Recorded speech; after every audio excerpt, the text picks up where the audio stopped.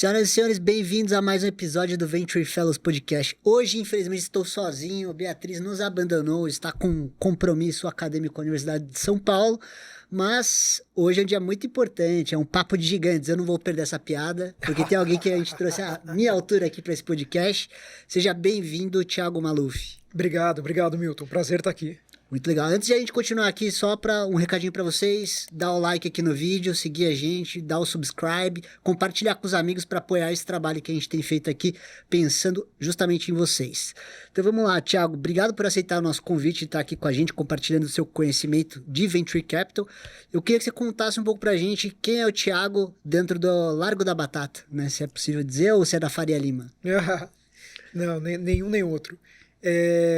Milton, eu comecei minha carreira no mercado financeiro, comecei no Credit Suisse, na verdade, em 2004. Fiquei um tempo fazendo advisory, investment banking, depois fui para a Private Equity, em 2006. Na época, em 2006, quase não tinha atividade de Venture Capital no Brasil, era um negócio super incipiente, e nessa época eu estava fazendo investimento em empresas mais maduras. Então, frigoríficos, empresas de leite, terras agrícolas, muita coisa na área agrícola, mas olhei outras coisas também. Fiquei no primeiro fundo que eu trabalhei no AIG até 2010, aí fui para os Estados Unidos fazer um MBA, voltei em 2012 e fiquei de 12 até 2017 no TPG. Então, o TPG é um dos maiores gestores globais de Private Equity, é um fundo, na época que eu estava lá, estava administrando mais ou menos 80 bi de dólar. E lá que eu comecei a fazer investimento em tecnologia, fui meio picado pela mosquinha do high growth e das companhias de base tecnológica. Conheci o Pedro, que depois virou meu sócio, né? O fundador na época fundador da iBricks, hoje a gente renomeou para IGA. E me juntei à IGA em 2017. E estou há 7 anos, vou fazer 7 anos esse ano. Daqui a pouco vocês vão debutar, fazer o primeiro ciclo completo de VC aqui no Brasil, né? Que é a indústria mais recente, que normalmente os fundos de VC falam que duram 10 anos, né? O nosso fundo 1, curiosamente, o nosso fundo 1 faz 10 anos esse ano. Então ele foi captado em 2014. A gente já, de 17 companhias investidas, a gente já saiu de 16. Na verdade, de 15. Tem 2 ativos que a gente ainda precisa. Um a gente saiu parcialmente, o outro a gente precisa sair integralmente. Mas é um fundo que esse ano completa o ciclo, devolvendo dinheiro para os acionistas, devolvendo um excelente retorno para quem apostou na gente logo no comecinho. Maravilhoso, porque a gente escuta muito de fundo de Venture Capital aqui no Brasil e pouco se fala de saídas, né? A gente deve começar a ouvir mais isso agora. Fico muito feliz de ouvir que vocês já estão saindo de quase todos os ativos, mostrando que o ciclo se comprova aqui também no Brasil, não é só nos Estados Unidos, né? Isso é um bom ponto, Milton. O investidor, no final do dia, para ele é importante a saída, né? No final do dia, ele bota dinheiro, obviamente, buscando apreciação de longo prazo, mas em algum momento ele espera receber aquele dinheiro de volta. No Brasil, que é um ecossistema ainda muito pouco desenvolvido, muito novo, é importante você ter esses ciclos completos para a pessoa, ou para o teu investidor, principalmente quando é pessoa física, um family office, ele vê aquele ciclo sendo completado e tangibiliza a criação de riqueza, né? E de retorno. Historicamente isso era um pouco mais difícil porque o mercado era menos líquido. Então em 2017, 2018 você não tinha tido IPOs de empresas de tecnologia ou empresas, vamos dizer, VC-backed, né? Ainda você não tinha tido tantos M&As de estratégicos comprando startups. Tudo isso acelerou muito nos últimos tempos. Então hoje é muito mais viável você ter esses ciclos completos dentro do período de vida de um fundo, né? Imagina que você vai fazer lá você tipicamente investe entre o ano 1 e o ano 4 e você busca a saída entre o ano 5, ano 8, às vezes estica um pouco. Mas são um ciclo de 4, 5 anos. Você conseguir ter esse ciclo de investir, ter uma criação de valor grande e ter a liquidez dentro de 4, 5 anos é algo importante. E na IGA, particularmente, a gente tem você colocou essa meta, né, de vamos ter ciclo completo, vamos devolver capital para os nossos investidores, vamos mostrar para quem apostou no fundo 1 que não é que ele está ganhando 3, 4 vezes no papel, ele está recebendo aquele dinheiro de volta. E isso tem nos ajudado, inclusive, para a captação do fundo 4 agora, que a gente está na rua. é muito mais fácil você bater na porta daquele investidor que apoiou você no comecinho, se ele já viu, pô, 2, 3 vezes o capital dele voltar, 4 vezes o capital dele voltar em dinheiro mesmo. É um círculo virtuoso, né? É um ciclo virtuoso. Certo, e vai aumentando, né? É um ciclo virtuoso e agora é algo... quando a gente se colocou essa meta, no final do dia assim, é fácil você falar assim, precisamos ter saídas, né? Como é que você faz isso na prática? Lembrando que a gente é sempre minoritário, então eventualmente eu posso fazer minha saída para alguém que está entrando na empresa, mas eventualmente se você estiver falando de uma venda para estratégico, você precisa estar alinhado com o teu fundador, né? Ou seja, eu não consigo implementar, não é uma agenda que depende só de mim e tampouco é uma agenda que eu consigo drivar. Normalmente é uma agenda drivada pelo fundador. A gente começou a fazer alguns ajustes na forma que a gente investe, na forma que a gente acompanha as empresas para garantir essas saídas dentro desse ciclo. Uma delas é entender qual que é a cabeça do empreendedor antes de investir. Porque tem empreendedor que às vezes tem uma relação meio umbilical com a empresa e não tem nada errado. Enfim, como o empreendedor vê o trabalho dele, cabe a ele só avaliar. Mas eventualmente a gente fala assim, pô, eu acho que essa empresa, a minha saída mais provável é a venda para um estratégico. Se eu vejo que eu tenho um sócio que não vai estar disposto a vender em 4, 5, 6, 7 anos, talvez eu estou desalinhado com ele. Então esse investimento não necessariamente ele funciona para mim. Outras vezes a gente fala assim, pô, essa é uma empresa que eu devo ter rounds subsequentes e aí eu consigo vender minha participação mesmo que o fundador não queira vender a empresa inteira. Aí fica menos importante para a gente. E a segunda coisa, uma vez que a gente investe, ter o jogo combinado com o empreendedor, ou seja, ninguém pode ter surpresa, né? Idealmente, nem a gente do lado do empreendedor, e tampouco o empreendedor gosta de ser surpreendido por um fundo que investiu e está com uma agenda de saída muito descasada com uma visão para a companhia. E uma vez alinhada essa visão, é começar a trabalhar em cima disso. Então, vou te dar um exemplo. Investimos numa empresa X. 2, 3 anos depois, a gente começa a ter essa conversa com o empreendedor. O que é o objetivo? É captar um novo round? É tentar fazer um IPO daqui a alguns anos? É sair com a venda para um estratégico? Particularmente a venda para um estratégico, você precisa começar a trabalhar ela muitos anos antes. Então é muito incomum que você tenha uma empresa que um dia aparece, lembra aquele negócio da Cinderela, assim, que um dia aparece o príncipe lá segurando o sapatinho que você perdeu. Na prática, na vida real, assim, são às vezes relações, você precisa começar a entrar no radar daquele estratégico que você acha que pode ser um comprador. É importante ele ver o desenvolvimento da companhia, é importante você entender como é que ele vê o valor do que você está construindo, inclusive para ir direcionando, né? É óbvio que isso não é o objetivo final. Isso no final do dia é mais uma coisa que o empreendedor e a gente está trabalhando junto. Acho que o objetivo final no final do dia é criar empresas vencedoras.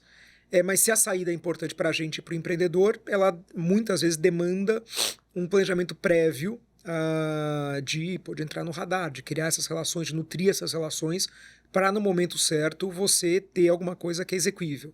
Legal, e aí quando vocês emitem o cheque, então, quando você dá o valor lá para o empreendedor, você já prevê uma cláusula, fala assim, olha, tendo algum evento de liquidez, eu vou ter uma cláusula lá de liquidation preference, é isso? O liquidation preference, ele tem nos nossos term sheets, mas ele é um pouquinho diferente, ou seja, do que a gente está falando aqui. Eu não tenho nenhuma cláusula no meu term sheet, ou nos contratos, que eu digo assim, eu posso forçar uma saída. Tá. Porque a nossa visão é que isso tem que ser alinhado com o empreendedor e é da vida que ao longo da jornada você vai ter tanta coisa que não estava prevista. É difícil você no momento zero já falar assim, eu vou sair em 4 anos, ou em 5 anos, ou em 6 anos. Eu vou sair assim, eu vou sair assado. Você não consegue prever realisticamente. Sim. Então a gente não bota isso em contrato. O liquidation preference, ele funciona na verdade como uma proteção de downside, né, de se as coisas dão errado. Então, normalmente diz o seguinte, se a IGA, se a empresa for vendida ou liquidada, a IGA tem a preferência de receber pelo menos uma vez o que ela colocou na empresa. Isso é padrão da indústria, todo mundo tem, mas não quer dizer que eu consigo vender a empresa ou que eu consigo vender a participação. É só em um cenário de liquidação da empresa ou de venda da empresa, ele protege o nosso capital. Né? Pelo menos a gente vai receber primeiro pelo menos o capital que a gente investiu. Muito bom. E, Thiago, você está no mercado financeiro desde 2004, né? Quando a gente olha a sua história lá no IB, lá do Credit Suisse até hoje. Então, você viu muita coisa aí nessa jornada. O que você aprendeu aí com os ciclos econômicos, né? No sentido de resiliência do empreendedor, de visão de contexto, de como se preparar para os contextos diferentes para conseguir ter sucesso com a sua startup? Pô, muito boa pergunta, Milton. Que eu acho importante quando você pensa nesse tema dos ciclos econômicos, das jornadas, né? Primeiro, a gente vive num país emergente ainda. Pô, num país que tem um grau de volatilidade grande. Então, primeira coisa não adianta lutar contra, é entender e pensar, bom, nesse contexto como é que eu ajo, né? Essa volatilidade do Brasil faz com que a gente seja um país que tem ciclos mais pronunciados, talvez que se a gente morasse na Suíça, ou enfim, nos Estados Unidos, em Singapura. E isso faz com que, pô, pelo menos desde que eu comecei, né, pô, a gente teve a quebra do Lehman em 2007, 2008, depois, pô, tivemos todo o final do governo da Dilma, depois, pô, mais recentemente, Covid, mais recentemente, pô, subida de juros, tudo isso mexeu na indústria, enfim, entendendo que você mora num lugar que vai ter, que em qualquer lugar você já teria esses ciclos de uma forma ou de outra, mas aqui particularmente eles são mais pronunciados, você tá em paz de entender que vão ter vales na trajetória, vão ter momentos mais difíceis, esses momentos normalmente passam, ou seja, né, mesmo o Covid, que a gente, pô, foi uma coisa totalmente inédita, em algum momento a gente achou o caminho para voltar à normalidade, agora com os juros já estão caindo. Na época do Lehman também, que todo mundo falou, pô, a quebradeira geral dos bancos americanos, tal. Pô, 2 anos depois, 3 anos depois, o Brasil estava num momento fantástico, em 2010, 2011. E como no final do dia a IGA, em que pese que a gente é uma gestora, né, a gente também é uma empresa jovem, uma empresa que está fazendo 10 anos agora e que, pô, que ao longo dos seus primeiros 10 anos passou por um monte de altos e baixos e ciclos, então eu consigo entender um pouco da angústia que o empreendedor tem nesses momentos mais difíceis, a gente tem também. Cara, ter certeza que você está fazendo primeiro um negócio que faz sentido, assim, que tem bons fundamentos, que você está entregando valor para o teu cliente, ou no nosso caso para o seu investidor e para o seu empreendedor, né, que são os nossos públicos, mas pensando no empreendedor que vende para pessoas físicas ou para empresas, que o teu cliente vê valor no que você está fazendo, que a empresa tem uma razão de existir, que ela está entregando eficiência ou valor para alguém. E nesses momentos mais desafiadores, se adaptar. Eventualmente você vai precisar fazer cortes em alguma coisa que é cara para você, né? Às vezes reduzir time, às vezes reduzir investimento em marketing, às vezes crescer de forma mais comedida. No nosso caso, às vezes você vai alongar um pouquinho o ciclo de captação de um fundo, então o que você normalmente faria antes em 6 meses, você vai demorar um ano e pouco para fazer. Mas ter tranquilidade e paz de espírito que no final do dia, no nosso caso, né, como gestora de Venture Capital, eu sempre falo isso, eu falo, ninguém tem dúvida, ninguém que eu converso tem dúvida que as pessoas vão comprar mais produtos de forma online, vão usar mais serviços digitais, vão usar mais meios de pagamento digitais, vão adotar tecnologia de forma pessoas e empresas, né, continuar adotando tecnologia. As nossas empresas estão posicionadas para capturar esse crescimento. Eu não consigo ver um cenário que, com maior ou menor liquidez, o venture capital se torna menos importante ou menos relevante. Ou as nossas startups se tornam menos relevantes no contexto da economia brasileira como um todo. E aí, a mesma coisa provavelmente valeria em qualquer outro país, né? Então isso me dá tranquilidade, falar assim, eu estou fazendo um negócio que tem bons fundamentos para o longo prazo, ele, como qualquer coisa na sua jornada, vai ter altos e baixos. Beleza, vamos celebrar os altos e tá com energia para vencer os desafios nos períodos de baixa. Você falando isso para mim, né, não tem como não lembrar de uma montanha-russa, né, que a gente vive numa montanha-russa aqui no Brasil, e faz aquela reflexão, poxa, será que o gestor de Venture Capital ele também não tem um papel de psicólogo? Porque quando a gente olha para alguns gestores, né, e aí você pode até me corrigir que eu conheço pouco, né, eu queria até saber um pouco mais de você. Claro. O Marcelo Gonçalves da Dome veio aqui bem no Marcelo começo é do um nosso super podcast. amigo, adoro ele. E ele fala muito de um lugar lá que ele fez uns estudos que é no Kaufman Fellows, né? É, E aí eu falei, pô, será que tem alguma relação para esses gestores estar se associando a Kaufman Fellows? Porque fala muito de trabalhar a mente, né? isso. É isso mesmo, os VCs vão pro Kaufman Fellows para trabalhar a mente, para ser meio que o psicólogo do empreendedor. Qual que é a O, pegada? pô, super legal a pergunta. Eu sou do Kaufman também, enfim, inclusive, já conheci o Marcelo de antes, mas a gente se aproximou muito estando lá com parte do programa. É, não é tanto uma coisa de psicólogo, mas o Kaufman ele tem uma pegada muito forte de falar de você ser o investidor que serve as empresas do teu portfólio. Ou seja, talvez diferente daquela imagem meio, às vezes, negativa que as pessoas têm de investidor, né, de uma coisa meio predatória e tal.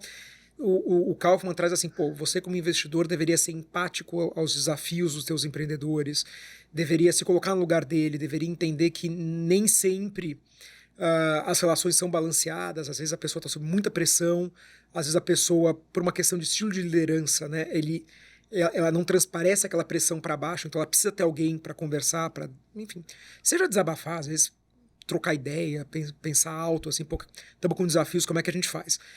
E o Kaufman fala muito do investidor se colocar numa posição de humildade, de não querer ter uma relação paternalista com as empresas investidas, não querer chegar o cara que chega lá e fala assim, eu vou te dar um conselho aqui.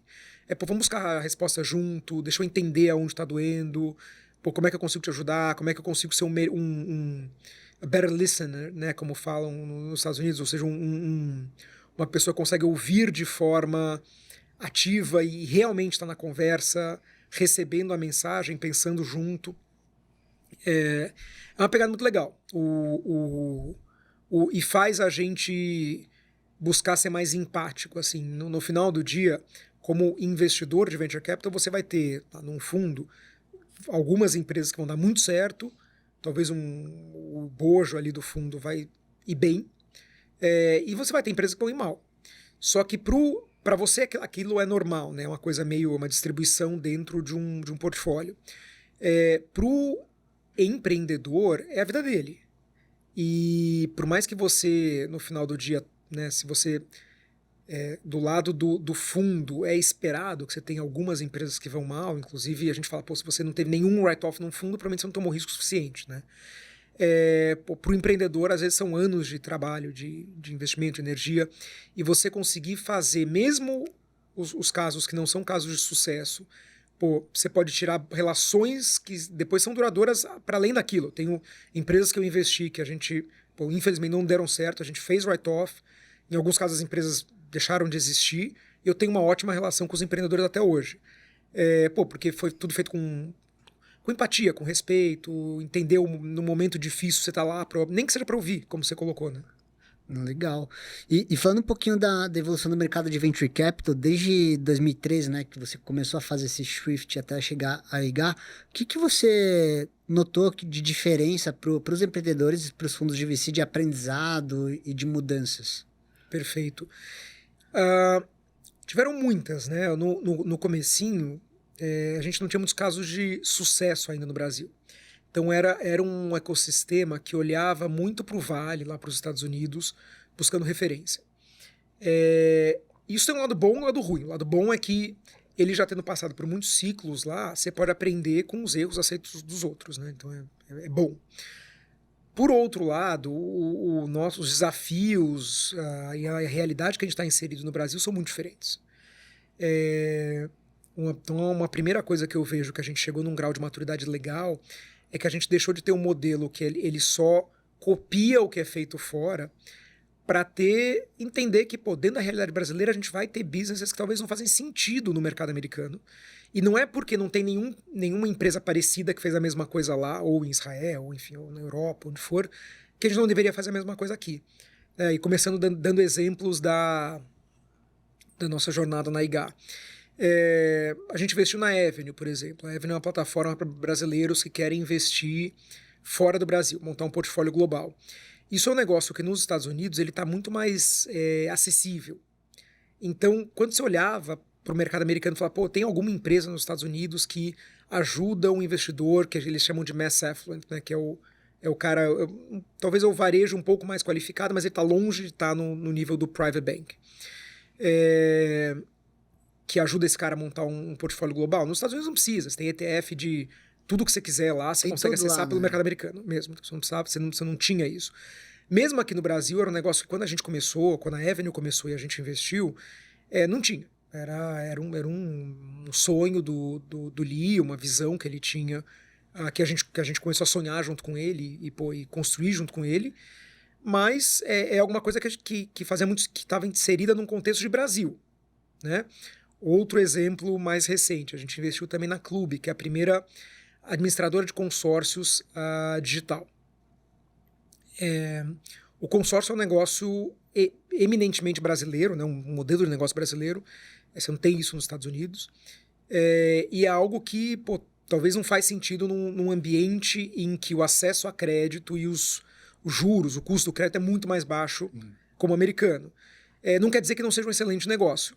Então, eu acho que ao longo do tempo a gente começou a ficar mais livre de olhar e falar o seguinte, vão ter negócios que eu vou buscar benchmarks lá fora, vão ter negócios que eles são criados para endereçar ineficiências ou gaps ou lacunas da realidade brasileira, e é maravilhoso ter isso. E vai te dar um pouco mais de trabalho para explicar quando você for fazer captação com fundo não brasileiro, mas tudo bem. Eventualmente, e é outra coisa super interessante, aí fazendo um outro gancho com o Kaufman, né? Uma das coisas que eles me trouxeram foi essa rede global.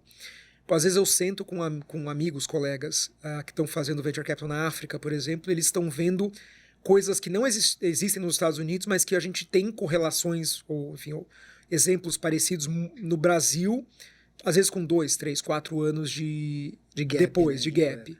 Então você vê a mesma tendência que você viu acontecer aqui, acontecendo lá 3, 4 anos depois, e em muitos casos de forma parecida entre Brasil e África, ou também poderia, o mesmo vale para o Sudeste Asiático, e são tendências que a gente não viu nos Estados Unidos. Tem oportunidade para o empreendedor brasileiro ir para a África, trazer coisas daqui para lá, então, né?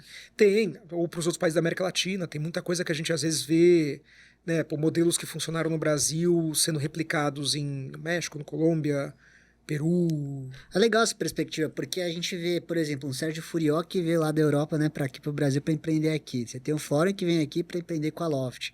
Você vê vários empreendedores gringos vindo para o Brasil para empreender, né? O brasileiro também pode empreender em outros lugares. Tem né? alguns que eu conheço que foram para o México, é um mercado, enfim, que tem afinidade, similaridades com a gente e está, eu não diria atrás, mas em algumas tendências que a gente viu no Brasil estão acontecendo no México agora. E a mesma coisa vale para a gente também. A gente, às vezes, olha para fora para entender como é que determinados mercados estão evoluindo e se essas tendências são válidas no Brasil.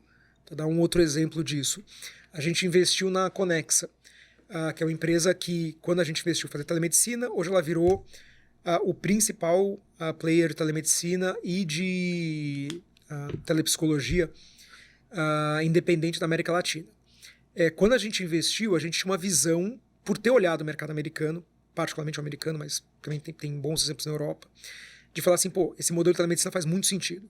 Ele melhora o acesso à saúde, ele baixa custo, num país tão grande quanto o Brasil, e onde, se você sai das grandes cidades, às vezes você achar um médico com determinadas especialidades é desafiador, é difícil, tem menos acesso, ou que você vê as estatísticas de médico por habitante, você compara... algumas regiões, São Paulo, Brasília, você tem níveis super confortáveis, você vai para cidades do interior, às vezes tem níveis muito mais apertados, né? Ou seja, menos médico por habitante. A telemedicina faz muito sentido. Isso veio, no final do dia, essa visão veio de ter estudado o mercado americano, como é que ele evoluiu, visto uma tendência lá, falando, isso daqui faz muito sentido aqui. A gente foi entender porque não tinha acontecido ainda. E o que a gente viu é que a regulação no Brasil ainda estava, alguns anos atrás... Sim. E naquele momento ela estava se discutindo se ia poder, não ia poder, se fazia sentido. Na nossa visão fazia muito sentido porque resolvia um problema real de uma forma eficiente. Né? A gente falou, em algum momento a regulação vai catch up com o que está acontecendo lá fora. E que acabou acontecendo durante a pandemia. Então, durante a pandemia, nem os pacientes queriam ir para o hospital sem precisar, nem o médico queria que o paciente tivesse saindo de casa sem necessidade, né? Às vezes tá com, preciso de uma receita porque eu tô com gripe, tô com dor de garganta. Mas, não necessariamente você precisa ver um médico para isso, né? Tô com ansiedade, quero falar com o meu psicólogo. Você não tá na frente dele, você pode fazer isso com infraestrutura digital. E isso fez com que a regulação avançasse, o que a gente esperava que evoluísse em 3 anos, acabou acontecendo em 3 meses. Né, mas veio de estudar o mercado lá fora e buscar tendências que a gente achasse que iam se repetir aqui no Brasil. É legal você trazer isso, porque em 2012, quando eu voltei da Suécia, eu estava no meu último ano aqui de faculdade. Que legal. Eu trabalhava na Rocket Internet, né? E a Rocket era famosa justamente por isso. Peraí, deixa eu pegar modelos de outros lugares do mundo e levar para outros lugares do mundo. Então, isso. Curiosamente, eu fui o primeiro colaborador de uma startup que nem existia aqui no Brasil. Então, eu tive uma experiência empreendedora, minha primeira experiência profissional é empreendedora, que era um business que era de vale presente via mídias sociais. Tinha um negócio lá na Suécia chamado Rap, que era o seguinte, eu chegava, eu sou seu amigo no Facebook, é o aniversário do Thiago hoje. Eu vou lá no Rap e aí eu vejo quais são os vales presentes que eu posso dar pro Thiago, sem gastar nada. Daí eu vou lá, escolhi aqui a Centauro lá da Suécia, falei, vou dar R$20 pro Thiago. Thiago, parabéns aqui, toma um vale presente. Não gastei nada, te dei um voucher de R$20, e aí você poderia resgatar esse vale presente para ir lá na ponta, né? E aí a gente tentou fazer isso aqui no Brasil. E aí o que foi legal, porque ao mesmo tempo que eu empreendia nesse business que chamava Drop Gifts aqui no Brasil, eu também fiz meu TCC com base nesse tema. Falei, deixa eu estudar o mercado de gift giving aqui no Brasil. Legal. E tinha muita coisa do Japão e dos Estados Unidos, né? Quando eu fiz esses estudos. E o que eu reparei? Que a cultura brasileira, assim, talvez tenha mudado hoje, mas ela é extremamente inóspita com cupom. Imagina você dando um cupom de R$20 para sua namorada. Da Amazon, onde quer que seja. Não sei você, mas a minha namorada na época, ela ia falar, você não parou pra pensar em mim, né? Tem muito essa questão cultural. Lá nos Estados Unidos, não. O pessoal é apaixonado por cupom. No Japão também já é uma outra pegada. E no meu TCC, o que eu identifiquei, né, fazendo um levantamento com um varejo mesmo, foi que, eu acho que isso aqui não pode dar certo. E aí eu tomei a decisão de sair da startup para ir para o mercado financeiro. Deu 6 meses depois, a empresa ela fechou no Brasil justamente por conta disso. E por que eu trago, né? Porque as pessoas insistem em dizer que, a academia não vale para nada, o que vale é a prática. Para mim, é o que vale é equilíbrio, né? E eu sou a prova viva disso. Total. Tem que ter a prática, mas também, se a gente puder estudar na jornada, a gente pode identificar muita coisa antes de virar uma grande bola de neve, né? Total. Sem dúvida, Milton. Legal. Bom, agora passando um pouquinho para as diferenças internacionais, a gente está falando um pouco dessas questões, né? O que você vê de diferença para o empreendedor que está captando recursos agora, em relação a eu captar com um fundo brasileiro versus captar com um fundo gringo? Por que eu digo isso? Eu tenho a impressão que o empreendedor que monta uma startup e faz uma captação seed, né, uma das captações iniciais, com o fundo gringo, tende a ter muito mais grana do que aquele que capta com um fundo aqui do Brasil. Daí eu queria ouvir um pouco da sua perspectiva. Eu entendo da onde vem a tua percepção, mas eu talvez traria um olhar diferente para a questão, que é o seguinte, a captação ela é meio, né? Ela não é fim para nada. O empreendedor está criando a empresa porque ele quer criar um business foda, quer crescer, quer... enfim, transformar uma visão dele em realidade e, em algum momento, ficar rico com isso. Nesse sentido, ainda mais num estágio seed, eu acho que você deveria trazer o sócio que te ajuda mais. Tem negócios que você vai se beneficiar de ter um sócio americano ou estrangeiro desde o começo. Por exemplo, se você falar assim, eu tô com um modelo que talvez as pessoas aqui no Brasil seja muito novo, mas já aconteceu fora. Então as pessoas lá de fora vão conseguir olhar e entender o que eu estou fazendo facilmente. Que eu vou precisar fazer captações de forma recorrente. Vou precisar acessar fundos internacionais. Talvez ter desde o começo um fundo global ajude. Mesmo assim, você provavelmente também se beneficiaria de ter um fundo brasileiro. Então, o que a gente muitas vezes sugere para as nossas empresas que estão captando, às vezes, um seed que a gente está entrando e a gente traz um fundo gringo, ou uma empresa que a gente entrou no seed e está captando o Série A, é assim, às vezes vale ter um balanço assim, entre um local e o internacional, porque o local ele vai conseguir te ajudar em outra dimensão. Ele está aqui, ele entende a tua realidade. Muitas vezes ele vai conseguir te ajudar de forma prática, mais ou né, com maior frequência do que o fundo internacional. Ele tem rede no Brasil, então às vezes ele consegue te conectar com potenciais clientes, parceiros. Ele tem rede, às vezes vai conseguir te ajudar a contratar ou trazer talento para tua empresa cedo no tempo. Um fundo que está sentado sei lá, no Vale ou em Nova York, mais difícil, né? Dificilmente esse cara vai te trazer o cliente ou talento para tua empresa. E mesmo os fundos brasileiros, pelo menos os que já estão na jornada há mais tempo, eles têm um bom relacionamento com os principais fundos globais que investem na América Latina. E também conseguem te ajudar a acessar esse capital lá fora. Então, agora, indo talvez, voltando para a tua pergunta, né? Então, diferença de captar com um fundo local e um fundo global. O fundo local, normalmente, ele vai entender mais da realidade brasileira. E posso falar pela gente, né? Tem muita coisa que é muito típica de Brasil, assim, o PJ e como é que faz, como é que não faz, como é que faz a seletização do PJ, ou forma, às vezes, incentivos fiscais, benefícios tributários, formatos que você pode estruturar a empresa para ter alguma otimização da carga tributária, são coisas que são muito estão no nosso dia a dia, são mais às vezes mais longe para um fundo global. E o que a gente vê é que mesmo os fundos globais também gostam de ter um parceiro local, assim, com tipo feet on the ground, para ter certeza que vai ter alguém que está mais próximo do empreendedor quando o empreendedor precisa. Naquele teu ponto anterior, né, de você ser meio que quase um psicólogo dos teus empreendedores, eu consigo tomar para ter uma conversa às vezes mais difícil, mais delicada, você prefere fazer pessoalmente, você estando aqui ou estando a 1 hora de voo, 2 horas de voo de distância, é muito mais fácil que você estar sentado em Nova York. Com certeza, isso eu não tenho a menor dúvida. E você vê alguma diferença em relação a valuations e valores de captação quando é feito só com um fundo brasileiro versus fora? Ou fora? Não. Mais recentemente não.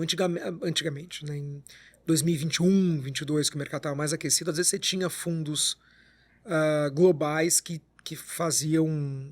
estavam menos sensíveis à valuation do que eu senti os locais aqui.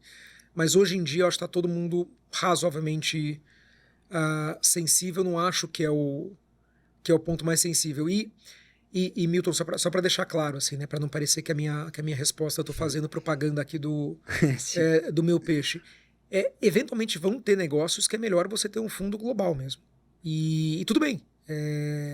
Sei lá, às vezes coisas são muito, né, que são tipo muito hard-tech, ou que tem um componente de biotecnologia, você quer estar plugado no ecossistema lá de fora desde o começo, esse fundo global às vezes te ajuda muito mais do que um fundo brasileiro. Eu acho que o empreendedor só precisa ter uma visão desapaixonada de falar o seguinte, aonde eu quero chegar? Qual é a minha jornada para eu chegar lá e quem é o sócio que me ajuda mais? Ou qual é a combinação de sócios que potencializa a minha chance de chegar onde eu quero? Né? Versus falar assim, eu quero pegar o cara que tem o melhor nome, a melhor placa, ou que eu ouvi falar que é o cara mais legal, porque às vezes esse cara não vai te ajudar tanto. Sim. E falando um pouquinho agora da alocação de tempo, né? Quando a gente olha para o fundo de Venture Capital, a gente tem aquelas fases lá que é do desenvolver o deal flow, né? Que desenvolver as startups, aquele famoso funil, que tem que vir 1000 startups para você lá no final investir em uma, né? Que é um funil gigante que a gente vê, que é muito falado no ecossistema de Venture Capital. Uhum. Você tem outra fase, que é a assinatura do term sheet. Aí você tem a outra fase, que é a due diligence. Daí tem a fase que é fazer a gestão da startup, tem que ter umas agendas recorrentes com os empreendedores. E depois tem a agenda do desenvolvimento. E aí tem uma outra agenda que é junto com os limited partners, que é, eu preciso investir a grana, mas o dinheiro não cai do céu, né? Tem muita gente que vai para Venture Capital, não, os caras têm dinheiro, mas de onde vem esse dinheiro? Vem de um monte de investidor que deposita confiança em vocês, né? Perfeito. E hoje vocês têm ao todo 27, né? 27 empresas ativas? Ativas, correto. Vocês têm 27 empresas ativas. Quantas pessoas vocês têm no fundo hoje? Hoje nós estamos com 8 pessoas no time de investimento, 14 pessoas no total. 14 pessoas total. Como que vocês se dividem para fazer todas essas demandas de deal flow, de due diligence, de term sheet, de captação com a LP? Como que é essa jornada? É uma estrutura pequena, então assim, adoraria ter uma resposta de falar assim, pô, a gente cracked the code e achou a forma de fazer isso. É um desafio constante. Acho que a mesma forma que o empreendedor também deve né, se ver sendo ah, demandado de se dividir entre fazer a relação com os investidores, fazer a relação com potenciais futuros investidores, vender produto, tocar time, tocar cultura, contratação. A gente tem os mesmos desafios, né? O que a gente busca fazer? Primeiro né, indo nesse sequenciamento que você colocou, na seleção das empresas, ter clareza do que a gente gosta e o que a gente não gosta, o que é importante para a gente, onde a gente tem mais um grau de confiança maior, onde tem um grau de confiança menor, e para nos ajudar a ser assertivo na seleção. Ou seja, o que faz menos sentido, o que às vezes não faz sentido, a gente dizer rápido. Até para o empreendedor é melhor, porque ele saber que ele não vai andar com a gente rápido, ele pode focar o tempo dele em conversas que têm maior chance de sucesso. Depois, no acompanhamento das empresas, a gente tem um playbook assim, de como fazer, né? Que é a governança que a gente gosta que esteja em place, como é que a gente faz, como é que essa governança vai evoluindo ao longo do tempo. Então, às vezes você começa com board mensal, depois você vai para cada 2 meses, a cada 3 meses, para não ficar uma coisa muito onerosa para o empreendedor. Como é que você ajuda esse empreendedor? O que a gente é o melhor recurso para ajudar o empreendedor, o que às vezes é melhor você ter uma ajuda externa. E depois, no tema de captação, também não é uma coisa que todo mundo fala assim, você está sempre captando, mas no final do dia, você tem momentos que você está mais focado no investimento, tem momentos que você está mais focado na captação do fundo mesmo. A gente busca não ter mais do que 6 a 7 empresas com cada profissional do time de investimento. Então isso é um ratio que a gente entende que até aí você vai bem, depois começa a perder, não só perder qualidade, como você... O que acontece? As empresas, nem todas elas têm picos de demanda ao mesmo tempo. Então, se você tem lá, vamos dizer, 6, 7, você consegue, às vezes quando uma está te demandando mais atenção porque está com uma M&A, está com uma captação, está com um problema para resolver, talvez as outras vão estar em momentos de meio de voo de cruzeiro, né? Assim, acabou de captar, agora está investindo dinheiro, meio que não tem nada de muito preocupante ou muito time consuming para o investidor naquele momento. Se você começa a ficar com um portfólio muito grande, esses picos vão começar a overlap. Aí realmente fica desafiador. E a gente acha importante você estar disponível para o empreendedor. Ou seja, falar assim, eu estou acompanhando a empresa A, eu vou ter board, o conselho, né, a cada mês ou 2 meses, é uma coisa, mas no final do dia o empreendedor ele vai precisar da tua ajuda, às vezes, no meio do caminho, muitas vezes, né, ele precisa no meio do caminho entre uma reunião e outra, porque ele teve um problema, porque ele tem alguém que está saindo, porque ele precisa fazer um reforço de time, porque ele está com uma dúvida, porque ele está com uma ansiedade que ele não quer discutir no ambiente de conselho, porque quer bater um papo contigo. É importante você ter tempo para ter essas interações de qualidade com os teus empreendedores. E a gente entende que isso talvez é a coisa mais importante do ponto de vista de alocação de tempo, né? Você conseguir abrir a tua agenda para o empreendedor teu que levanta a mão e fala assim, tô precisando de ajuda. Quero bater um papo, tô com um problema. Ou, estamos com uma baita oportunidade, precisamos pular em cima, só que para isso a gente vai precisar estruturar a empresa diferente, ou buscar mais recurso, né? Pode ser gente, pode ser grana, pode ser, enfim, conhecimento. E tem alguma regra, por exemplo, eu quero captar dinheiro com a IGA, né? Quanto tempo demora isso para o empreendedor para conseguir captar recurso com você? Ou se tem alguma regra do tipo, não, para eu investir na startup do Milton, eu tenho que conhecer o Milton pelo menos há 1 ano, 2 anos, ter trocado uma ideia com ele ali há um tempo, para ver como que ele evolui, para voltar daqui 6 meses e falar, putz, acho que agora está no momento. Não, a gente é muito pouco dogmático, Milton, com essas coisas, assim, então não tem receitinha. É muito no caso a caso, porém, tem patterns, né? Tem tendências que a gente vai vendo ao longo do tempo. Por exemplo, o que você falou, né? Eu preciso ver como é que o Milton vai durante 1, 2 anos. Cara, às vezes você é um empreendedor, tá na segunda ou terceira startup, o que que eu vou conseguir depreender em 2 ou 3 meses ou 6 meses que eu não consigo ver da tua jornada de 10 anos para trás, né? Esse por exemplo, é o caso do Lee e da Avenue. Quando eu conheci o Lee, ah, entre a gente conhecer o Lee e a gente colocar um term sheet foi menos de 2 meses, só que ele estava na terceira empresa. Então eu liguei para as pessoas que participaram de alguma forma como sócio, como cliente, como parceiro, das jornadas anteriores para entender como é que é esse cara como empreendedor, como é que ele é ele como empresário, como é que é ele como o cara que vai tocar time, que vai montar, que vai gerir cultura, que vai botar o produto em pé, né, o que são pontos de atenção, o que são as forças do cara. Então, assim, não tem receita. O que a gente gosta, né? Talvez para colocar de uma outra forma. A gente gosta muito de empreendedores que estão na segunda ou terceira jornada, o que a gente chama de serial entrepreneurs, né? Que já estão fazendo isso mais de uma vez.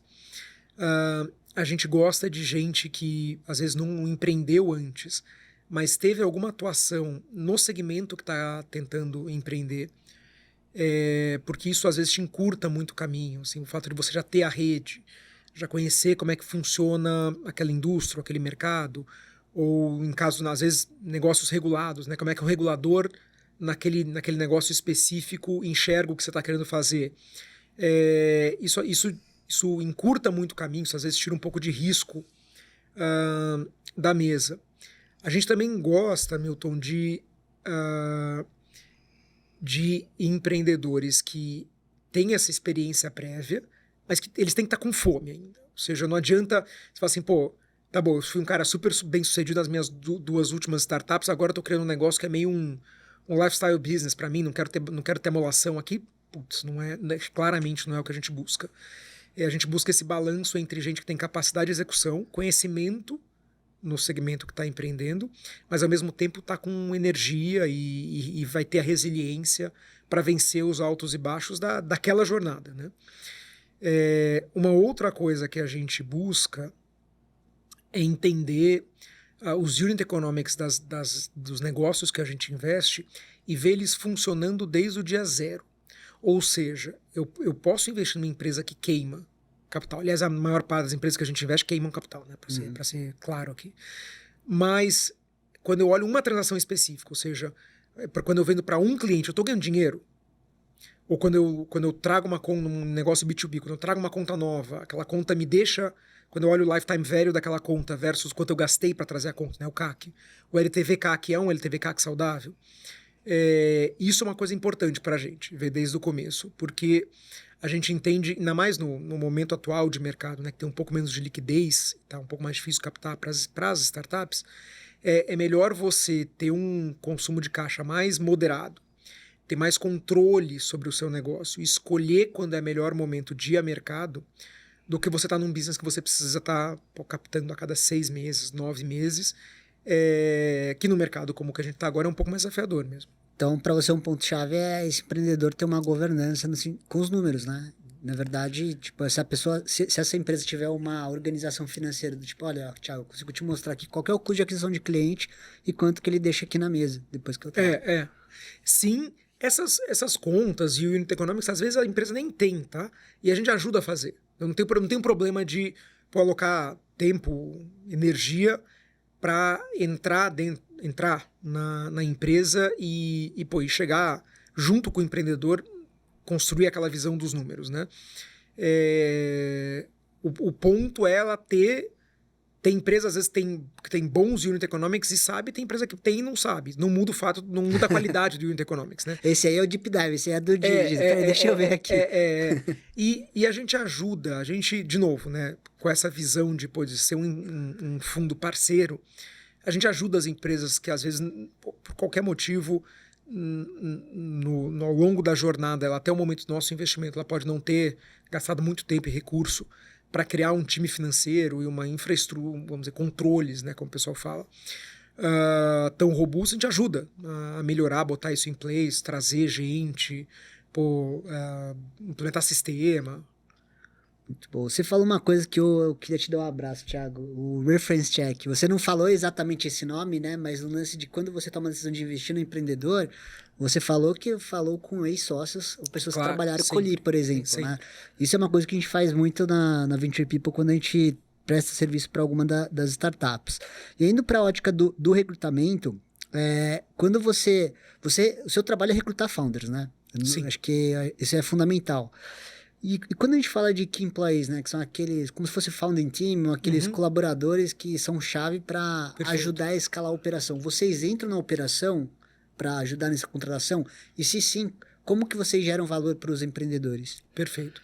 A gente entra, sim. A gente gera valor de algumas formas, Milton. A primeira é o seguinte: a gente, por tá com 27 empresas ativas no portfólio, já tem investido em 47, você começa a ver tendências e ciclos e patterns se repetindo, né? Então você vê e fala assim, pô, founders que às vezes têm um perfil assim, ou grupos de founders têm um perfil definido, normalmente precisam de apoio no time executivo de gente que os balanceie, né? Então, às vezes, um cara que é muito produto, muito tecnologia, vai precisar de um bom comercial. Ou, às vezes, um cara que é muito comercial vai precisar de um bom COO, né? Para enquanto ele está na rua vendendo, ter alguém dentro de casa tocando a lojinha. Nem sempre para o empreendedor tá claro isso, né? E eu não tenho a menor pretensão de dizer que a gente tem a resposta sempre, mas a gente frequentemente conecta um empreendedor, fala assim, deixa eu te apresentar aqui para dois caras que têm um perfil parecido com o teu, que estão um pouco na frente da jornada, para você entender, pô, aonde que reforçar o time foi importante para eles, como que reforçar o time foi importante. Então, eu acho que a primeira forma que a gente faz é chamar a atenção dos empreendedores para coisas que às vezes não estão óbvias. Uma vez que a gente concordou, né? Pô, então precisamos trazer um CFO, precisamos trazer um CTO. A gente sempre olha na nossa rede. Muitas vezes a gente consegue trazer gente boa que a gente já interagiu em vidas passadas. E a gente incentiva também os empreendedores a buscar ajuda de headhunter, de gente que ajude eles com placement. Por quê? Um dos recursos mais escassos para startup é tempo. Você pega uma empresa que está crescendo muito, às vezes o que você chegar no mesmo lugar em 3 meses ou em 6 meses faz muita diferença. Você trazer aquele talento mais cedo no tempo e você fazer um processo mais assertivo, quando eu digo assertivo, assim, pô, contando com ajuda externa, provavelmente você vai ter falado com mais gente, você conseguiu fazer mais validação, buscar mais validação daquele profissional. Isso te ajuda a fazer uma contratação mais certeira, né? Evitar trazer alguém que não tem fit com a empresa, evitar trazer alguém que às vezes é muito bem na entrevista, mas pô, em jornadas anteriores, pô, às vezes tinha algum ponto de atenção que é relevante para a posição que você quer trazer. E muitas vezes o empreendedor tem essa restrição de falar assim, mas eu vou trazer um cara que vai me ajudar com essa contratação, isso vai alongar o prazo, isso vai burocratizar, isso vai encarecer. E a reflexão que a gente traz para ele é assim, pô, quanto que te custa, né? Vou dar um exemplo que é bem comum, né? Quanto que te custa não ter um bom financeiro? Aí você vai começar uma captação, você pega um fundo lá de fora, que talvez não vá conseguir dedicar o mesmo tempo para estar aqui dentro gerando os números, e você não conseguir atender o cara. Quanto que te custa não trazer o melhor investidor que você poderia? Quanto que te custa você ter talvez um turnover alto na tua empresa porque você não tem uma boa pessoa de pessoas e por qualquer motivo aquele founder não está conseguindo dedicar tanto tempo, né, para a gestão de time? Quanto que te custa não ter um bom CTO que vai conseguir antecipar problema e garantir que você tem uma infraestrutura de tecnologia que aguenta o crescimento que está sendo projetado? Tudo isso no final do dia, assim, que eles são custos que se materializam no tempo, né? E o que a gente tenta trazer é pragmatismo para essa decisão. Falar assim, tá bom, se você conhece todo mundo no setor, já sabe os candidatos que você quer trazer e não precisa de ajuda, beleza, vamos para cima. Mas se é uma contratação difícil, se a gente já tentou 1, 2, 3, falou com 10 pessoas e não achou ninguém, a gente sabe que vai demorar muito mais se você ficar sem ajuda externa, vamos fazer conta aqui e botar no papel. Quase sempre faz sentido trazer ajuda.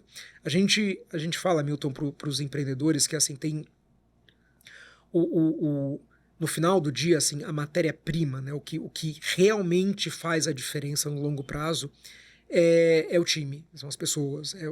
Obviamente isso começa com os founders, né, é isso que a gente escolhe quando a gente está investindo, mas uma vez que você escolheu aqueles founders, fala assim, pô, qual é o melhor, como é que eu consigo trazer as melhores pessoas para potencializar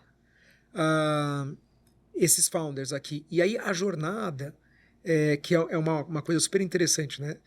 Na medida que você está tipo, num seed, normalmente o founder é aquele founder que ele faz tudo. Então ele é um cara meio polivalente, assim, ele vende, cuida de pessoas, cuida de gente, cuida de número, cuida do escritório. Em algum momento, na medida que a empresa vai crescendo, aquele founder vai precisando trazer gente que às vezes é melhor do que ele em alguma coisa específica, em alguma vertical. Depois eu vou trazer um cara de tecnologia que é melhor que eu, um cara de gente, um cara de financeiro melhor que eu. E às vezes as pessoas também relutam com isso, né? Porque tem um apego especial a alguma função dentro das coisas da empresa.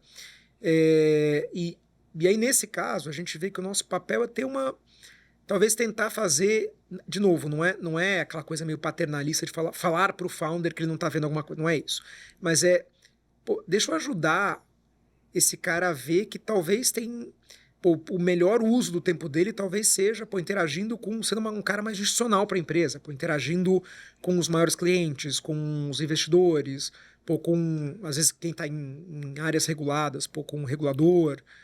Ele não precisa ser ele tomando todas as decisões de produto, ou de tecnologia, ou de gente, ou de financeiro, né? E formando esse second layer muitas vezes com pessoas que vão fazer aquele trabalho melhor do que aquele founder polivalente que fazia tudo no começo. Total, eu não combinei com ele isso, tá, gente?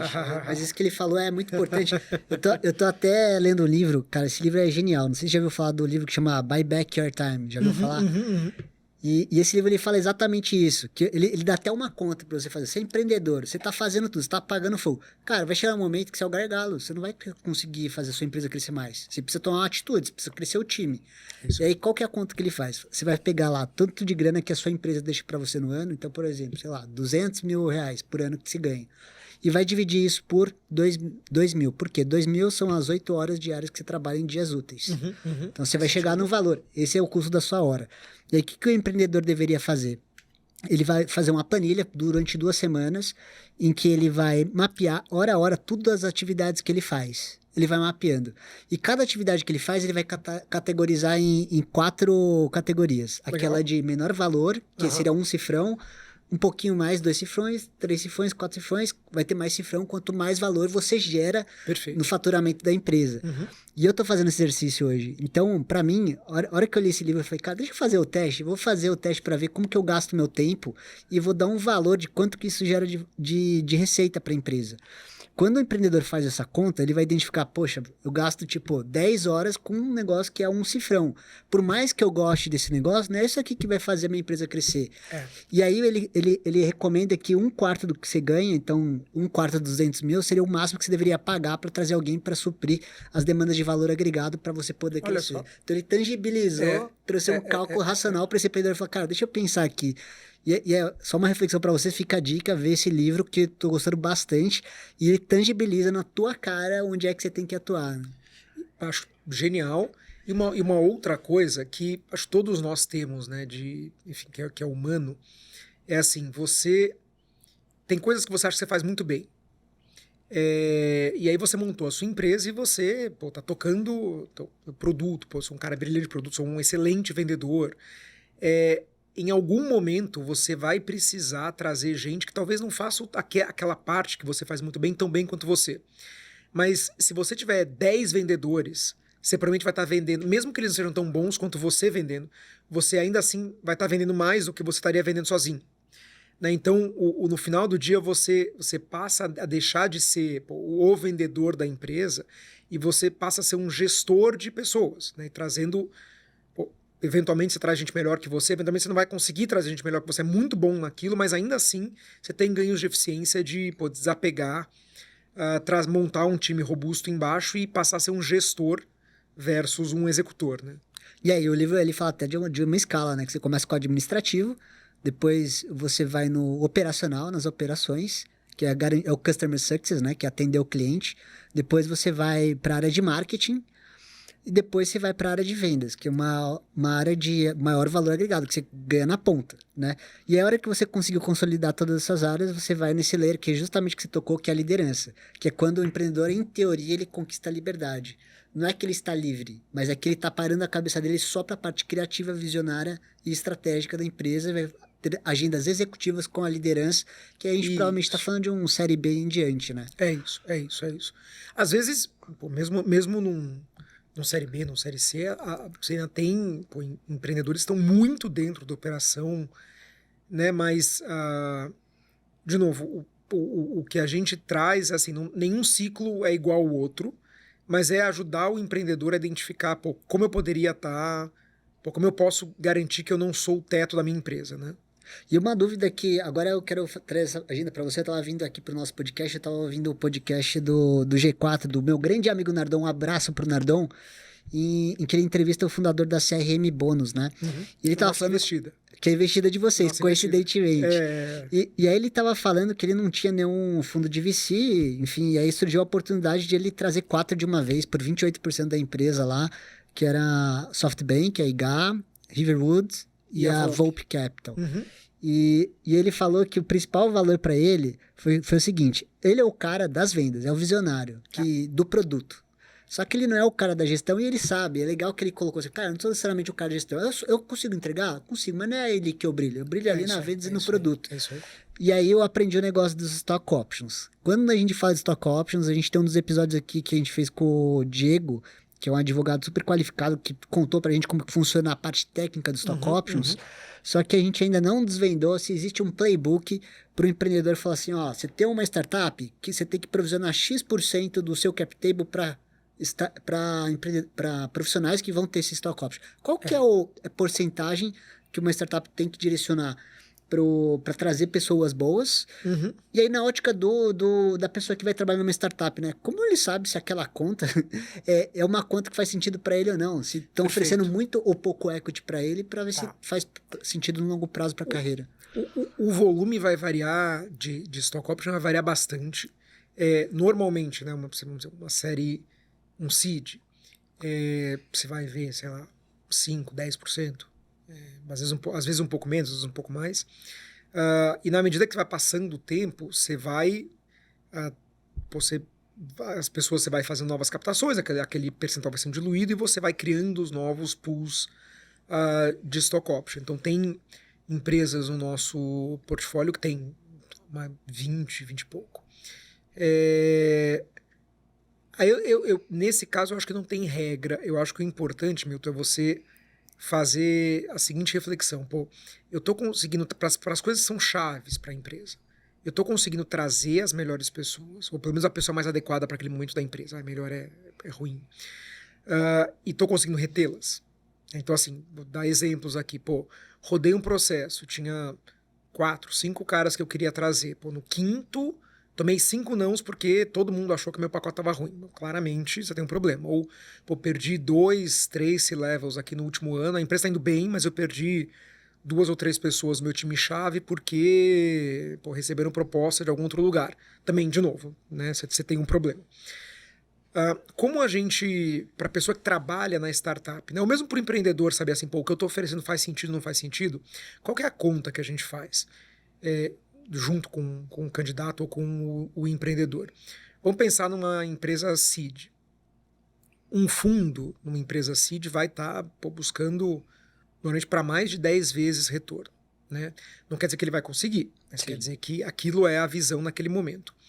Pô, então se eu tenho lá 1% da empresa, vamos dizer que eu não tivesse strike price, só para simplificar, e a empresa vale 100 no momento zero. Pô, eu acho que ela vai chegar a 1.000. Eu contrato alguém do 1%, você teve um ganho de 900, e aquela pessoa que eu trouxe tem 1% daquilo. Né? Então, você vai falar assim, pô, esse 9, eu estou falando tudo com número redondo para simplificar, mas esse 9 é muito, é pouco. Quantos anos de salário dessa pessoa no mercado seria esse 9? Porque às vezes o cara, né, a gente vê isso frequentemente assim, fala, mas eu tenho um emprego aqui num banco, numa consultoria, ou numa empresa mais estabelecida, e eu ganho 20 mil, 30 mil por mês, eu tenho bônus, eu tenho isso, aquilo outro, enfim, seguro de saúde, o que for. Aí você fala, tá bom, mas daqui a 3 anos vai estar ganhando a mesma coisa, ou parecido com, né? Não vai estar ganhando 5 vezes mais. Pô, aqui, se você vier aqui e der certo essa empresa, pô, você vai ganhar 1% do que a gente tiver de apreciação, 1, 2, 3% do que a gente tiver de apreciação daqui até, sei lá, uma série C, série D. Pô, é brutal. Assim, pode, às vezes, isso pô, algumas décadas de trabalho que aquele cara teria numa empresa mais estabelecida. E nem sempre, principalmente o profissional que vem de carreiras mais estabelecidas, às vezes as pessoas não pensam assim. Porque o cara está acostumado a pensar num frame de salário bônus, né? Então ele fala assim, bom, tudo bem, então eu tenho fixo, tenho variável, todo ano fecha a conta, eu vejo qual que é o meu annual comp e é aquilo. E na startup você está no final do dia comprando um projeto por longo prazo, né? Então você normalmente vai ter um salário menor, vai ter menos bônus mesmo. Mas você pode dar uma baita porrada com stock option, pode ser um negócio que é transformacional, principalmente para quem entra nos early stages, né? Para quem entra num seed, série A, e depois normalmente cada novo pool de stock option que você faz uma parte, você normalmente aloca para as pessoas chaves que já estão na empresa, para retê-las, né? E uma coisa importante que a gente sempre fala para os nossos empreendedores, que acho que é bem padrão de mercado, mas sempre bom lembrar. O stock option, como você pensa nele como uma ferramenta de incentivo, mas também de retenção. Então, quando você estrutura o stock option, você normalmente coloca lá o que a gente chama de vesting period. Que nada mais é do que falar o seguinte, você tem 1%. Só que para ter 1% você precisa ficar aqui 4 anos. Então, cada ano que passa, você vai vestir 1/4 daquilo, por exemplo. Então, beleza. Se você sair no final do segundo ano, você só leva meio daquele 1% para casa. Aí você me fala assim, Thiago, mas isso é injusto, porque, se eu vim com aquele 1% como proposta, por que eu... Não, você veio com aquele 1% para uma jornada de 4 anos. Se você sair no meio do caminho, você vai levar metade. Isso, para a empresa, é uma ferramenta muito efetiva de retenção de talentos, né? Imagina assim, trouxe um cara muito bom, a empresa está indo super bem, está voando, mas, eu começo a ser assediado, meu time está sendo assediado aqui por competidores. Se aquele stock option está apreciando, está gerando valor, e a pessoa entende que ela vai perder metade, 1/3, enfim, se ela sair, aquilo funciona como uma ferramenta de retenção também. É interessante você trazer isso, porque quando a gente teve o nosso inverno de Venture Capital em abril de 2022, que é inesquecível esse momento, né? A gente sente na veia, a gente que trabalha com esse segmento, a gente viu que algumas empresas adotaram a estratégia de não dar mais aumentos. Eu falei assim, a gente parou de dar aumento. A gente estava dando muito aumento, porque tinha injeção de liquidez no mercado, e agora a gente vai dar mais stock options. Se essa pessoa ela tem um pouco de letramento de venture capital, que eu acho que é o ponto que você trouxe aí, que as pessoas não têm essa visão, é porque eu acho que falta um pouco a gente educar cada vez mais. Total, é um baita desafio. Total. No final do dia, Milton, desculpa te interromper, mas o papel, né, quem precisa explicar e articular isso e mostrar para a pessoa no final do dia é o fundo, o empreendedor, que são pessoas que entendem essa dinâmica. Ou venture people, né? Ou venture people, total, mas tipo, às vezes a pessoa está vindo de uma carreira mais consolidada, ela nunca viu aquilo. Sim. Então, e é normal. Então, beleza. Vem cá, deixa eu te mostrar como é que eu vejo isso daqui que eu tô colocando na tua proposta. O negócio é poder dar uma baita porrada se a empresa der certo. Você acredita na empresa? Vamos junto, vamos construir essa jornada junto. E eu digo mais, eu fui um desses colaboradores lá no Gympass 2015, né? De pegar lá e fui ganhar metade do salário que eu ganhava no mercado. O César falou, você vai ganhar metade do que você ganha no mercado? Não, mas você tem aqui $10 mil em stock options. Cara, foi os melhores $10 mil da minha vida. Nunca mais vou reclamar. Só que quando você faz isso e você entra nesse espírito, você acaba fazendo o quê? Você acaba formando novos investidores anjos. Porque quando eu vi isso acontecer na minha cara, eu falei, cara... Você falou, é real? É real, existe. E quando a gente vê fundos como a EGA, que vocês estão liquidez para 15 das 17 do primeiro fundo que tem 10 anos, você fala, cara, o negócio existe. É isso. Né? O negócio acontece.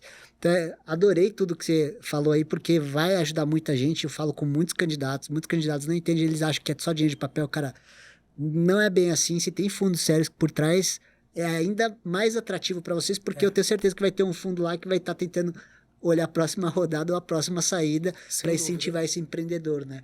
E tem uma coisa que eu queria até complementar com você falou quando o colaborador entra na fase seed, daí você está falando de um retorno de 10 vezes, né?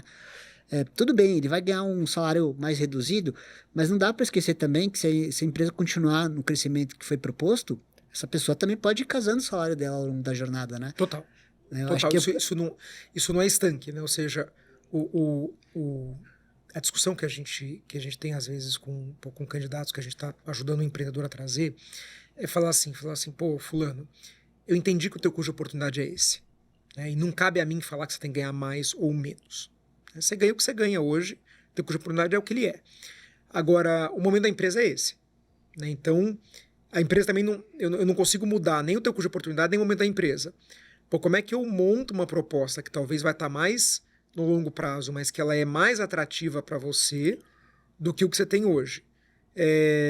E aí, de novo, não tem um juízo de valor, né? Daquela pessoa, você está ganhando muito no outro lugar, ou algo que eu estou pagando aqui tá bom.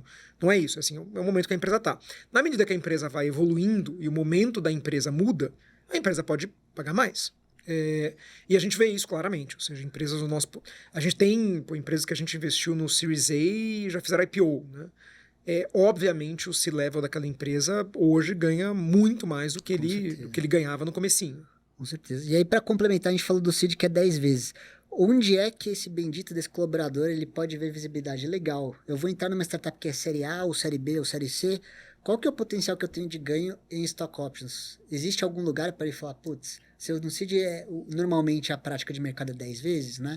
Como que vai ser na série A? Enfim, é difícil essas regrinhas, assim, de quanto especificamente é difícil. Agora, tem uma conta fácil de fazer, né? Assim, pensando sobre a ótica da pessoa que está sendo contratada. Pô, conversa com o empreendedor e fala assim, o que é a tua visão para a empresa? Eu quero fazer um IPO daqui a tantos anos, eu quero vender para um estratégico, acho que a gente vai chegar a tanto, pouco. Tá bom, nesse momento, você acha que a empresa vai valer quanto? Né? Tá. Quanto de diluição eu vou ter de lá até o momento do momento atual até aquele momento de liquidez lá na frente? Tá bom, entendi. Pô, quanto que eu tenho hoje? Aí é uma conta matemática, né? Enfim, qual que é a apreciação, qual que é a diluição que eu tive e, obviamente, né, um candidato vamos dizer, inteligente, sofisticado, deveria conseguir fazer a sua própria visão em cima da visão do empreendedor. Às vezes o empreendedor é empreendedor por um motivo, né? Muitas vezes ele é muito otimista e ele tem um grau de otimismo com o próprio negócio grande. Também cabe a gente olhar e falar assim, poxa, isso aqui que eu estou ouvindo faz sentido, não faz sentido? Agora, o que quase nunca faz sentido é falar assim, os seus 10 mil dólares lá da Gympass. Se você entendeu que se você naquele momento não tivesse entendido que você estava ganhando aquilo com potencial de apreciação grande, você estava ganhando 10 mil dólares, você fala assim, bom, tudo bem, então não faz sentido, né? Não faz sentido trocar uma carreira consolidada para ganhar 10 mil, para ganhar um salário menor mais 10 mil dólares. Talvez faça muito sentido você trocar uma carreira consolidada por uma startup se você entender que aqueles 10 mil dólares vão poder virar 100. Sim, exato. Muito bom. Tiago, a gente vai encerrando aqui a nossa apresentação, essa aula maravilhosa que você está dando aqui para o pessoal. Queria perguntar para você se gostaria de deixar um recado para os empreendedores, pessoas que querem trabalhar em startup, ou mesmo investidores anjos, que você acredita que é muito importante que eles saibam, para eles não saírem desse podcast sem aprender nada. Eles têm que ter saído daqui com a certeza de que aprenderam muito. Eu aprendi pra caramba, mas eu queria ouvir de você se tem alguma coisa que a gente não falou que vale a pena compartilhar como um conselho para quem está nos assistindo. Boa, acho que sim. Eu talvez traria a seguinte perspectiva, né, de alguém que já está no mercado há mais tempo, já viu muitas idas e vindas e altos e baixos. Eu acho que agora é um momento mais desafiador, a gente claramente tem menos liquidez no mercado nesse ano, do ano passado, do que tinha em 2021. Dito isso, eu sou um firm believer no que eu faço. E acho que para os empreendedores, para os investidores anjo que estão inseridos nesse mercado, se você tem convicção no que você está fazendo, na empresa que você investiu, se você é um investidor anjo, ou na tua empresa, né, como um fundador, seja esperto de fazer os ajustes que o momento pede, eventualmente ser mais comedido em investimentos, em gasto com marketing, enfim, trazer o burn para um patamar mais sob controle, trabalhar com uma pista mais longa, né, em termos de runway de caixa, mas não deixa acreditar no que você faz. Se você acha que você está entregando valor para o teu cliente, para o teu... seja uma empresa, seja uma pessoa física, se você acha que você está resolvendo um problema real, você está inserido no mercado que tem potencial de crescimento, ou que já é muito grande, mesmo que você esteja no momento mais desafiador, acredita no potencial da empresa, vai atrás, busca gente que tem uma visão parecida com a tua, e acho que a gente tem um potencial de construir coisas fantásticas. Alguns dos melhores investimentos que a gente fez foram investimentos que a gente fez em momentos desafiadores, em 2016, 2017, porque o mercado está super difícil, e são empresas que a gente acabaram gerando às vezes 10 vezes retorno, 8 vezes retorno para a gente. E eu acho que o mercado brasileiro ainda é uma fração do que ele, de venture capital, é uma fração do que ele pode ser. Para trazer um número aqui, né? A penetração de venture capital no Brasil, penetração a gente mede como volume de investimento dividido pelo PIB. Hoje ainda é menos de metade do que ele é na Índia. Nossa. Eu não estou comparando com os Estados Unidos ou com Israel. Eu peguei um outro país Sim. emergente, grande e tal, mas que tem, vamos dizer, no qual o venture capital é maior relativamente à economia do que o Brasil. O que isso quer dizer no final do dia? Né? Que o mercado pode mais do que dobrar só para chegar no patamar que a Índia está. Esquece Estados Unidos e Israel. Sim. Então, enfim, olha o longo prazo, planeja para o longo prazo, faz ajustes que te garantam que você sobrevive, navega bem no curto prazo, mas não perde de perspectiva o longo prazo. Maravilhoso. Eu, até complementando você, eu li alguma vez, não sei se esse dado é real ou não, aí você me corrige, que cerca de 50% das empresas que são listadas na Nasdaq são VC-backed. Tem VC-backed. E quando você olha para o Brasil, provavelmente acho que nem 1%, né? Não. Acho que no Brasil dá para você contar em duas mãos quantos VC-backed companies que a gente tem. É muito pouco, é muito pouco. Assim, historicamente, a gente teve muito pouco IPO de empresa de tecnologia. Talvez nos últimos 4, 5 anos que a gente viu alguma atividade nesse sentido. Também acho que tem muito, muito espaço para isso crescer. Para a gente ter ciclos completos, o empreendedor, quando a gente olha, né, quando a gente pensa, ele é um cara que está resolvendo um problema real, que está trazendo dinamismo para a economia, está resolvendo, às vezes, um problema na vida das pessoas, nos casos que a gente discutiu aqui hoje. Conexa está levando saúde mais acessível. Outras empresas do nosso portfólio está levando educação, está levando inclusão financeira. Eu acho que tem um papel de trazer resolver esses ineficiências, esses problemas da economia brasileira, trazer mais dinamismo para a nossa economia, desconcentrar um pouco, né? Então você tem muita empresa fora do eixo Rio-São Paulo, tem empresa em Salvador, tem empresa em BH, tem empresa em Curitiba, tem empresa em Porto Alegre, e ajudar a gente a construir um país mais inclusivo, mais dinâmico, que cresça mais, que dê mais oportunidade para as pessoas. Com certeza. Por mais fundos de venture capital, mais empreendedores, que a gente gera riqueza para todo mundo, né, Thiago? No final, a sociedade agradece. Muito bom, senhoras e senhores. A gente vai encerrando aqui nosso episódio do Venture Fellows Podcast. Agradeço a audiência de vocês. Por favor, não deixem de deixar o joinha, compartilhar, avaliar lá no Spotify com 5 estrelinhas, que isso vai dar mais visibilidade para esse trabalho maravilhoso que o Thiago está fazendo e que a gente também está lutando aqui para trazer a melhor informação para você. Thiago, muito obrigado pela sua presença. Obrigado, maravilha, Nilton. Um abraço. Tchau, tchau, pessoal. Tchau, tchau. Valeu.